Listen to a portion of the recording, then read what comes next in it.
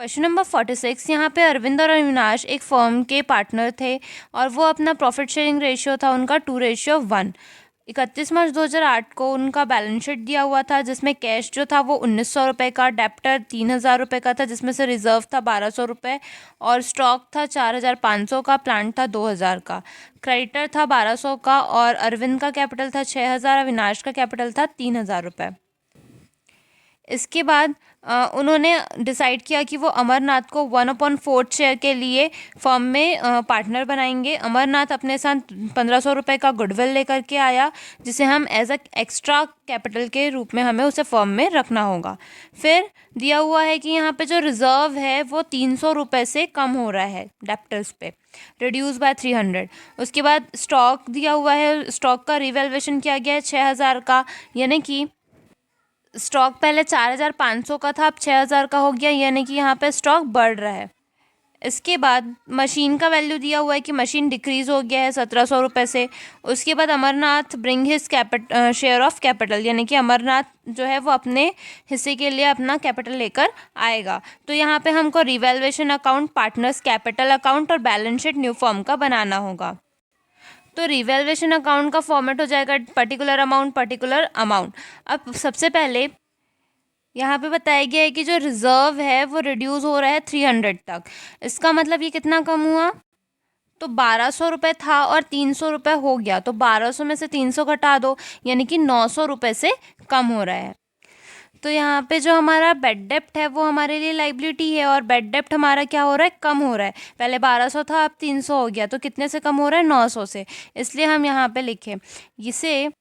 तो यहाँ पे हम ऐसे याद रख सकते हैं कि रिवैल्यूएशन अकाउंट में क्या होता है, जब एसेट कम होता है तो वो डेबिट साइड पे आता है और लाइबिलिटी बढ़ता है तब वो डेबिट में आता है। और जब एसेट बढ़े और लाइबिलिटी घट जाए, ये एरो नीचे इसका मतलब घट रहा है और ये ऊपर है यानी कि बढ़ रहा है, तो ये क्रेडिट साइड पे आता है। ये डेबिट साइड का है, ये क्रेडिट साइड का, यही रिवैल्यूएशन का फॉर्मेट है, समझ लीजिए। तो क्योंकि हमारा जो बेड डेप्ट है वो हमारे लिए तो लाइबिलिटी ही है, हमें नुकसान है कि कोई हमारा पैसा नहीं दे रहा, तो लाइबिलिटी हमारा क्या हो रहा है, कम हो रहा है, इसलिए हम इसको बेड डेप्ट को यहाँ पे क्रेडिट साइड पे लिखेंगे। इसके बाद दिया हुआ था कि जो स्टॉक है उसका वैल्यूएशन हुआ 6000 रुपये का, जो कि स्टॉक पहले था हमारा 4500। तो स्टॉक हमारा क्या हो रहा है, बढ़ रहा है। तो जब भी एसेट बढ़ता है तो क्रेडिट में आता है, इसलिए हमने यहाँ लिखा स्टॉक। और पहले 4500 का था, 6000 हो गया, तो 6000 में से 4500 माइनस करेंगे तो 1500 रुपये स्टॉक का आ जाएगा। अब यहाँ पे जो मशीनरी का वैल्यू है वो डिक्रीज़ हो रहा है 1700 रुपये से। मशीनरी पहले था हमारा 2000 का, तो क्योंकि मशीनरी जो कि हमारा एसेट है वो कम हो रहा है इसलिए हम इसको डेबिट साइड पे लिखेंगे प्लांट। और पहले 2000 था, 1700 तक कम हो गया, तो 2000 में से 1700 माइनस करोगे मतलब कि 300 रुपये से कम हुआ है। अब इसके बाद हम टोटल करेंगे तो 1500 और 900 को जोड़ने पे आ जाएगा 2400, और 2400 में से ये 300 माइनस करेंगे तो आ जाएगा 2100 रुपये, जो कि हमारा बैलेंसिंग फिगर होगा। उसके बाद इसे हमें पुराने जो पार्टनर्स हैं हमारे अरविंद और अविनाश, उनके बीच में डिवाइड करना होगा। तो 2100 रुपये को हम करेंगे उनके ओल्ड रेशियो में, ये 2:1 में। तो यहाँ पे हम करेंगे, तो इसे ऐसे समझ लीजिए कि 2100 इंटू 2/3, क्योंकि 2:1 था तो 2 + 1 करेंगे तो 3 आ जाएगा, इसलिए हम लोग डिनोमिनेटर में प्लस करके लिखते हैं रेशियो को। तो ये 2:3 करेंगे, सॉल्व करेंगे तो आ जाएगा 1400 रुपये।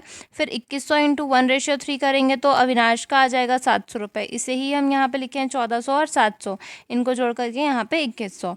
इसके बाद अब सबसे पहले हम लोग को यहाँ पे उन कैपिटल का कैलकुलेशन करना होगा। तो ओल्ड रेशियो अरविंद और अविनाश का दिया होता है 2:1, यानी कि उसे हम लिख सकते हैं 2/3 और 1/3। अमरनाथ को 1/4 शेयर के लिए एडमिट किया है उन्होंने, तो हम ये मान लेंगे कि फर्म का टोटल जो गुडविल है वो है 1, मतलब टोटल शेयर उनका 1 है, और उसमें से 1/4 कौन ले रहा है, अमरनाथ। तो हम लोग 1 - 1/4 करेंगे, तो 4 1 ज़ा 4 -1 करेंगे 4 में से तो 3 आ जाएगा, यानी कि 3/4।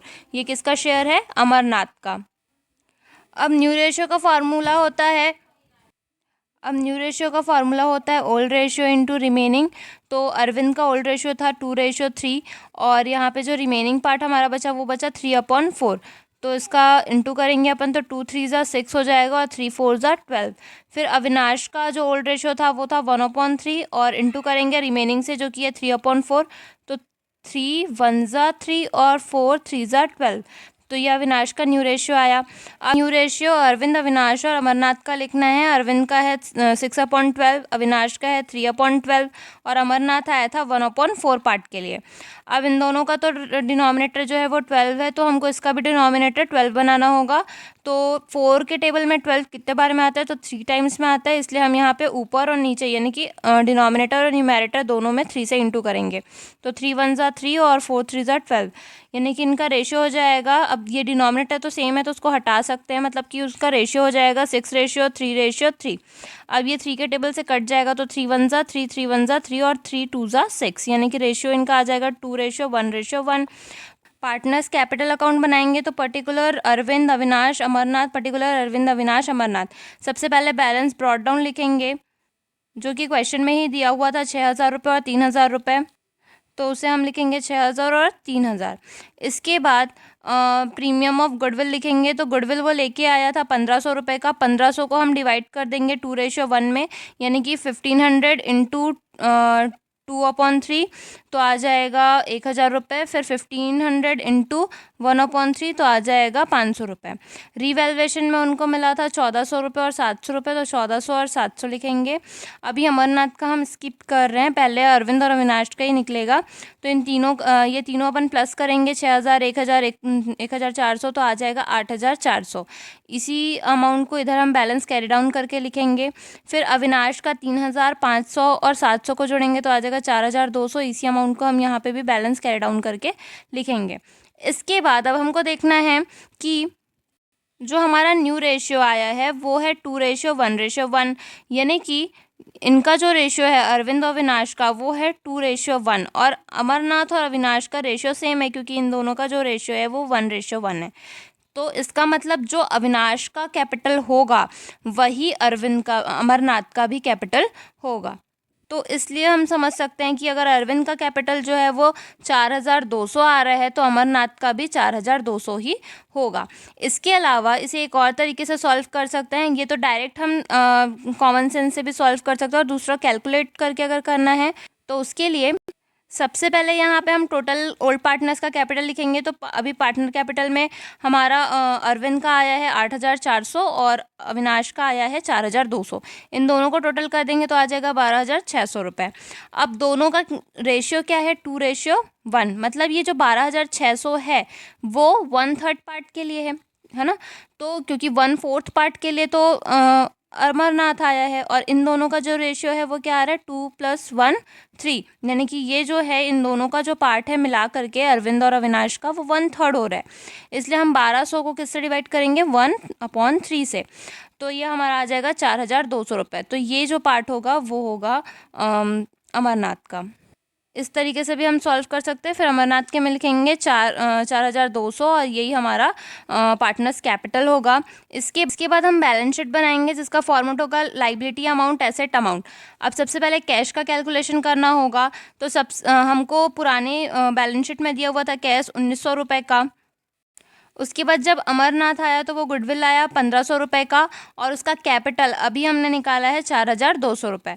इन तीनों को प्लस कर देंगे तो आ जाएगा 7,600 रुपये, जो कि हमारा कैश होगा, जो कि अभी हमारे फर्म में है। तो इसी अमाउंट को हम कैश में लिखेंगे 7,600 रुपये।